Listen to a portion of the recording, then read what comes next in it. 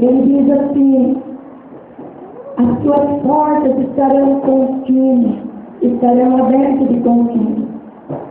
Nem de dia, nem de noite se fecharão, para que sejam trazidas a riqueza das nações e conduzidas com ela os sofridos. Porque a nação e o reino que não se servirem perecerão, e essas nações, essas nações serão de toda a sua.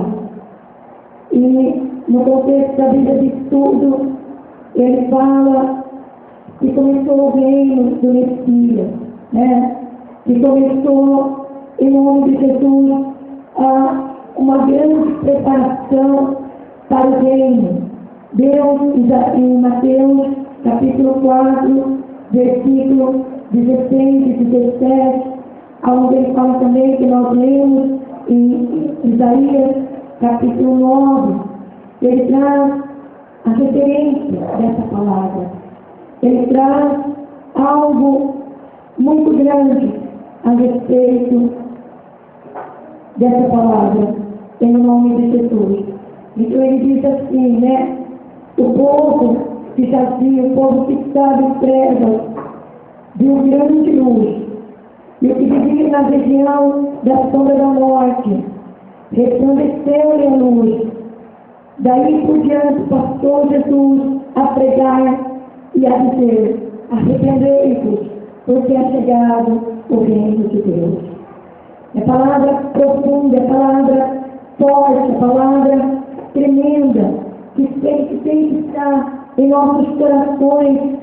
E cada vez que eu pego essa palavra, eu vou no novo texto, no novo contexto, e mais eu começo a compreender a verdade de Cristo, e mais eu começo a sentir que nós, como igreja, nós temos uma grande responsabilidade do reino do Senhor, e nós como ouvintes temos uma grande responsabilidade, e nós como pregadores temos uma grande responsabilidade, e nós como família temos uma grande responsabilidade, e nós temos uma grande responsabilidade, um grande compromisso, uma grande visão do Senhor Jesus que nós precisamos ter, porque quando Ele fala para o profeta, você se levanta 700 anos antes da vida de Cristo, antes do Senhor se levantar em glória, Ele traz uma grande profecia dizendo: olha, ainda que hoje esse povo está sendo dividido, ainda que esse povo hoje está sendo inimigo, ainda que esse povo hoje está roubando, ainda que esse povo hoje está destruindo, um está sendo destruído e outro está destruindo, o profeta levanta, que haverá dia que acabará tudo isso, porque Jesus se levantará e essa porta se abrirá e ela nunca mais se fechará para aqueles que crêem, e aqueles que estavam em trevas viverão em grande luz. Amém. Quando nós começamos a palavra no início de Gênesis, no início de Êxodo, nós começamos a perceber que muitos foram levantados como trigo, mas aqueles que não foram levantados se tornou inimigo, e aqueles que eram como inimigo, é exatamente daquilo que ele está dizendo aqui, começou o quê? A perseguir o povo de Israel. A Bíblia diz que os monados, os medianitas, os amalequitas, eles iam atrás das filas e eles pegavam aqueles que estavam enfraquecidos. Toda a vida houve um enfraquecimento no povo de Deus. E o inimigo tinha poder sobre o povo de Deus por falta da visão da glória de Deus. E hoje nós enfraquecemos também, ficamos no fim da fila, e aqueles que estão no fim da fila estão sujeitos a ser tomados pelo inimigo, pela depressão, a ser tomados pelo caimento, a ser tomados pela grande desgraça que o mundo traz, porque nós precisamos andar em nome de Jesus, junto com Jesus. Levanta suas mãos e profetiza. Eu preciso andar junto com Jesus. Eu preciso andar ao lado de Jesus. Eu preciso conhecer a palavra. E eu preciso ter força. E não importa. Eu não tenho inimigo. Porque Jesus se levantou. Para restaurar tudo. Eu não tenho inimigo.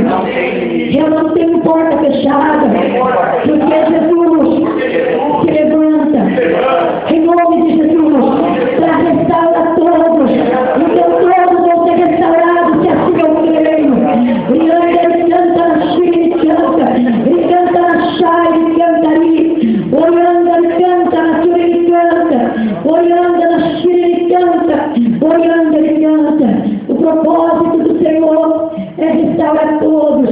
Então, o grande inimigo que temos, a Bíblia diz que ao mundo, é Satanás e aos demônios. Quando ele vem falar de inimigo, ele vem falar do mundo. Ele vem falar daquilo que o mundo nos favorece e nós o aceitamos. Ele vem falar de Satanás e dos demônios, mas todo o povo, nação, que ficaram destruídas. O propósito do Senhor é levantar através da igreja. Eu sou uma nação.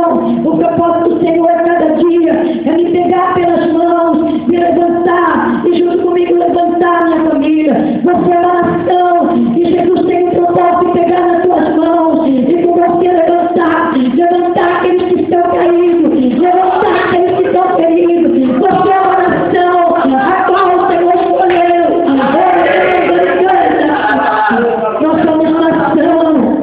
Nós somos nação, nós somos um povo a qual o Senhor escolheu. E junto conosco a levantar aqueles que estão caídos, a afirmar no Senhor Jesus. Então põe a mão no teu coração, tudo que tiver inseguro, pede para o Espírito Santo, todo sentimento, dor, mágoa, em nome de Jesus, porque ele diz, olha, eu vim levantar as nações que estão caídas, e quando eu levantar essas nações que estão caídas, ele coloca que essas nações voltarão e pagarão tudo que foi roubado e devolverão tudo que te deve. Teu inimigo, quando ele for levantado, ele vai orar por você, não é aquele que você acha que é teu inimigo, aquele que te deve. Se você orar por ele, com essa grande luz do Senhor, Deus vai levantar e tudo que pertence a você, em nome de Jesus, Deus vai restituir, Deus vai. Nós não somos inimigos, mas nós somos um povo profético dessa geração eleita que vai levantar nação e nações. Você pode dizer para mim, né, mas apóstolo, você não conhece, mas Jesus conhece. Mas se começar de mim, em nome de Jesus, essa grande luz, se começar em mim esta grande vida, ela vai se estender, ela vai anunciar, ela vai trazer o raio da luz. Aquele que está em morte, na morte, aquele que está em treva, ela viu a luz, e aqueles que estavam mortos raiou a glória do Senhor. Profetiza esta manhã, fala, Senhor, raia a tua glória na minha vida. Raia a tua glória na minha vida. Em nome de Jesus. E cada dia mais que eu tenho pego esses dois versículos, eu tenho lembrado de um compromisso da nossa vida pela tua vida como igreja. Eu tenho lembrado, em nome de Jesus, que nós precisamos a cada dia clamar a Deus, que Deus nos escolheu para direcionar a sua vida, reclamar. E a cada dia que você coloque os teus pés no altar de Deus, junto com o sacerdote escolhido, você tem que sair livre, cheio de poder e unção. A luz do Senhor precisa raiar na tua vida, através das nossas vidas. Há uma dispensação dos céus, há um trono que abre em momento de canto e de louvor, e a Bíblia diz que ele é aberto, e ele desce com os seus rios, e ele flui, e aonde estava morto viverá, onde não tinha vida começa a acontecer. Então não importa como você entrou, eu quero dizer para você que pelo poder da palavra, pelo poder do rio das águas, você tem que florescer e brotar, olhando na Cantanás. Então se você começa a compreender e a receber a liberdade do Senhor na sua vida, que essa porta é aberta e ninguém pode deixar, que você pode chegar à presença dele a hora que você quiser. Ele abriu essa porta para você. Essa porta é aberta e ela nunca se fechará. Essa porta está aberta de manhã, de madrugada. Essa porta é Jesus. É o início do reino. É o reino que veio sobre as nossas vidas. sobre as nossas vidas. E se nós pegarmos com o espírito de rejeição, ou de coisas que ficaram isoladas, né? A Bíblia diz que o primeiro, que uma das coisas que Jesus fez foi entrar em Samaria, levantar Samaria pelo poder de Cristo, levantar, e quando ele olha para aquela mulher, ele diz: se tu beber aquilo que eu tenho, você não terá mais sede. Samaria estava rejeitada lá no Velho Testamento, mas Jesus veio trazer de volta a unção e a vida. Jesus entra ali, Jesus abre um diálogo com aquela mulher, Jesus abre um diálogo com a nossa vida, que somos a igreja de Cristo.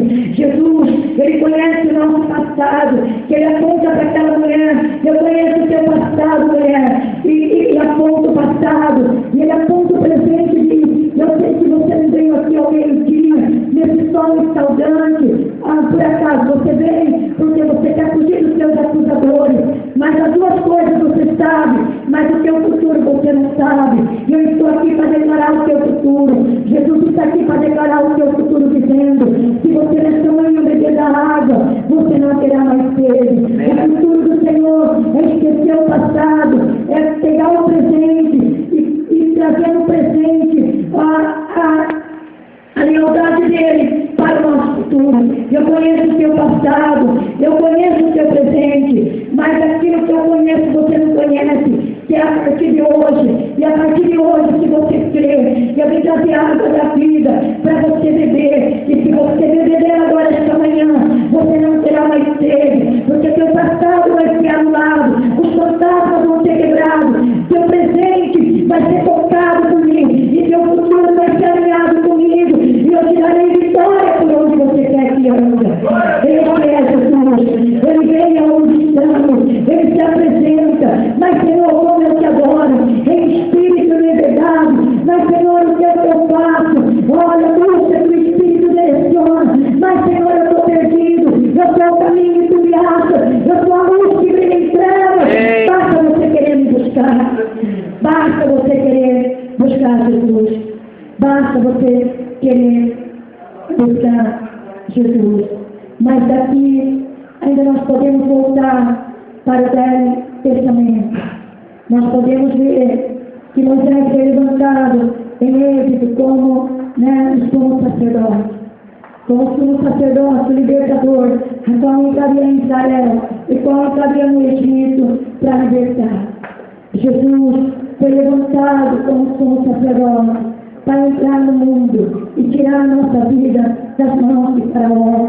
Em nome de Jesus, no Velho Testamento e no Novo Testamento. E cada um com a sua função diante de Deus, e cada um com a sua luta diante das trevas. Jesus se levanta como sumo sacerdote para trazer a luz sobre a nossa vida. E ele diz: eu vou trazer a luz sobre a sua vida. Então, quando nós começamos a buscar na igreja, nós temos que começar a entender a palavra que está aqui em Mateus capítulo 4, aonde havia morte. Então não pode mais haver morte em nós.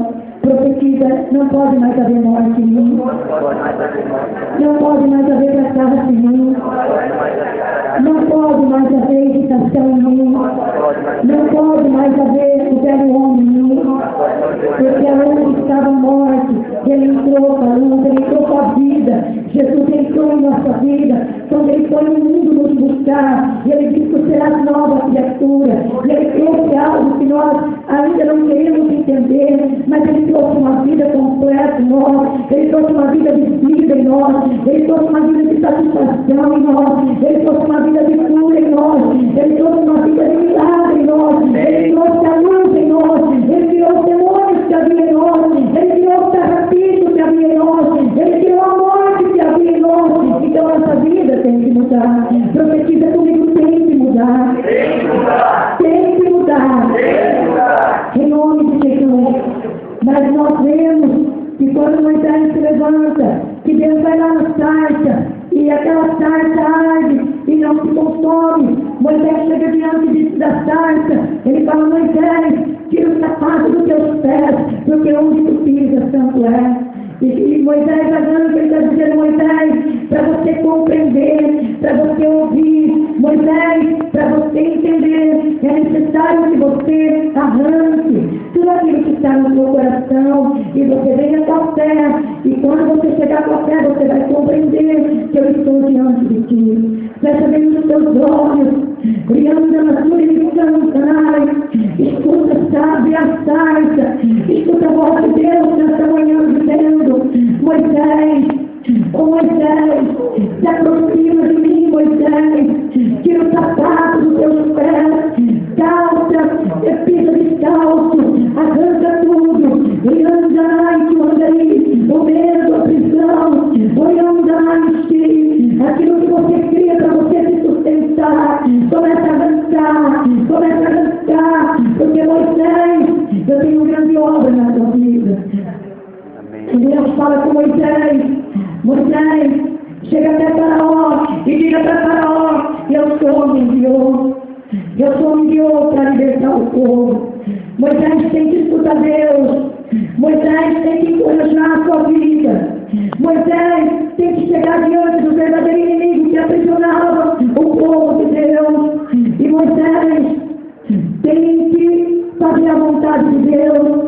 Levanta suas mãos e profetiza: eu preciso ouvir Deus, e eu preciso chegar diante do inimigo, e eu preciso pedir para ele voltar o que me pertence, que é tudo aquilo que Deus me deu, que é a minha família, que é o meu filho, que é o meu nome.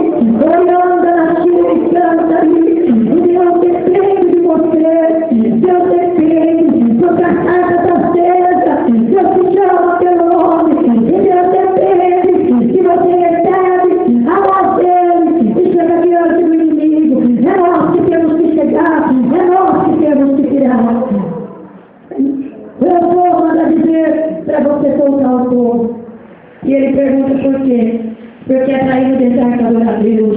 Deus te chamou para adorar. Profetiza comigo: Deus me chamou para adorar. Minha função na terra é adorar. Minha função na terra é adorar. Em tempo e fora de tempo, Deus me tira do Egito, das mãos de Faraó.